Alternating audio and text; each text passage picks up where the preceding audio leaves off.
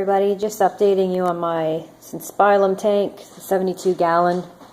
I'm really going to try to keep the glare down as much as I can. I have a whole bunch of windows behind me, as you can see, so it's just horrible, so bear with me. So I was cleaning out this tank yesterday. I was doing the water change and, you know, checking up on everything, and it's part of my regime. I have 4 tanks running at the moment, which compared to a lot of you viewers is pretty much a drop in the bucket. But nonetheless, four for me sometimes I guess is too much or what have you, because this was the first one that I had done, and I guess my mind was on the other tanks downstairs, what I needed to do or anything specific to certain other tanks.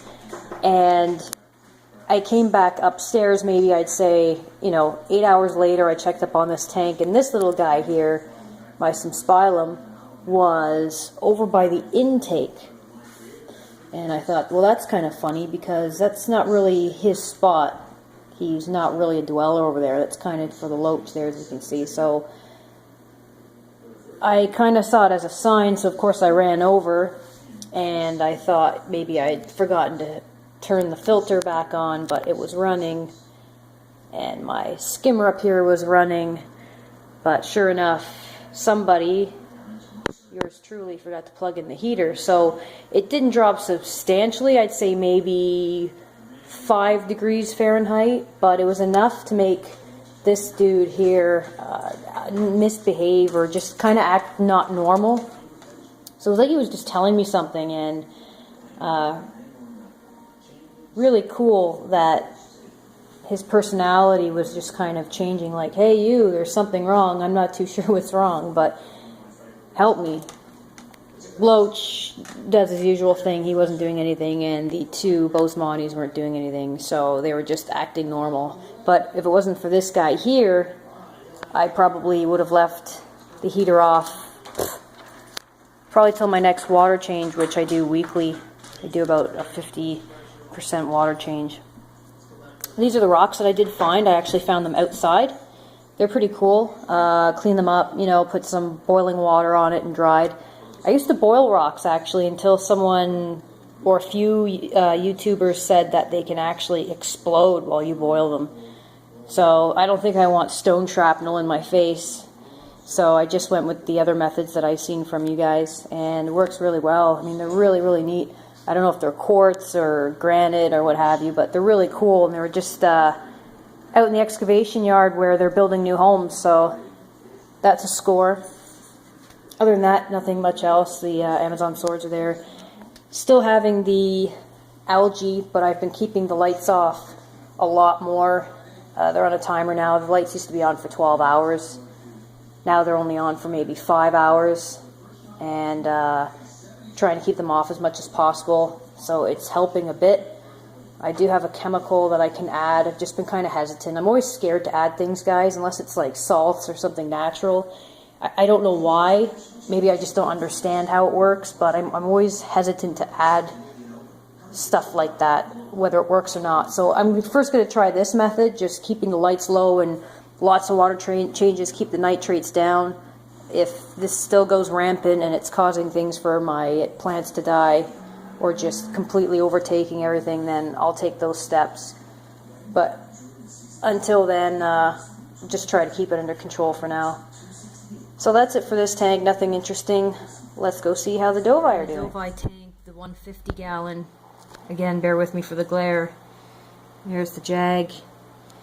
There is one of the minnows. Now, I call them minnows because I'm terrible. I don't remember what they are. I've had them for over a year. I don't remember if they're rasboras or tetras. I don't really know, and I just call them minnows. So there were 4, now there's 1, and well, that would be the reason why. The 3 dovii that I have, one has the ick problem, which is in the hospital tank. He's doing well. And the other 2 you have to look for. There's one right there. He's doing really well. Eating well. They were eating pellets, and then for some reason they just stopped eating pellets. I don't know why. They just kind of they were eating them, and then now they just kind of watch them float around. So I thought, what the heck, maybe I'm overfeeding them, which is only twice a day. I mean, for juveniles, I don't think that's a lot, and it's just a very small amount of pellets. So I would just put the pellets in, they'd just look at them. So I said, okay, well, I have some flake food. So I tried flake food, and they eat it like crazy. So they are going to be eating the omega-1. It's what they like. I have the cichlid pellets. I bought all kinds of New Life Spectrum, spent all the money, and they just watch it twirl around at the top. This was for my goldfish slash Bosemani's slash community non-cichlid fish, and they love it. So what can I do? So they'll be eating that, and I give them the odd bloodworm cubes. Nothing else is new. It's got some pieces of driftwood here, which I think were there last time. This is a piece of Malaysian driftwood. This is a big piece I just obtained at a fish store. Sorry about the glare, I'm going to try and block it there. It's really cool, it almost touches the top. I like that a lot. Oh, there's a little guy there. So yeah, still can't gender them. They're about at the 3-inch mark. So, you know, a couple more inches to go. Maybe, what, in 2 months or something, I might be able to tell, 3 months. Apparently they grow for the first year 1 inch every month. Kind of dying to know their genders. It's like, I love watching them grow, but I'd really like to know what I have. It's just like having a present under the tree and you can't open it until a certain date.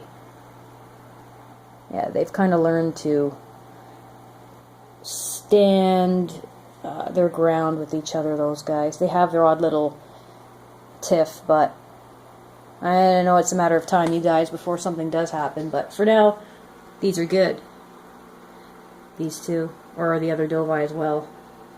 If things become too hectic, this jag will be moved out, because I don't want to lose him.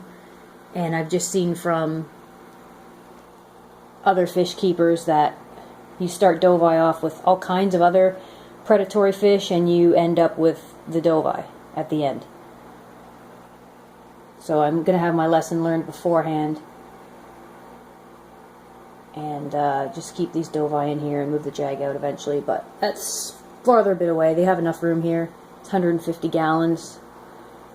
This guy pretty much claimed a piece of driftwood anyways. I've nicknamed him Davy Jones, so we'll see if the name sticks. So far it does. The other two do not have names.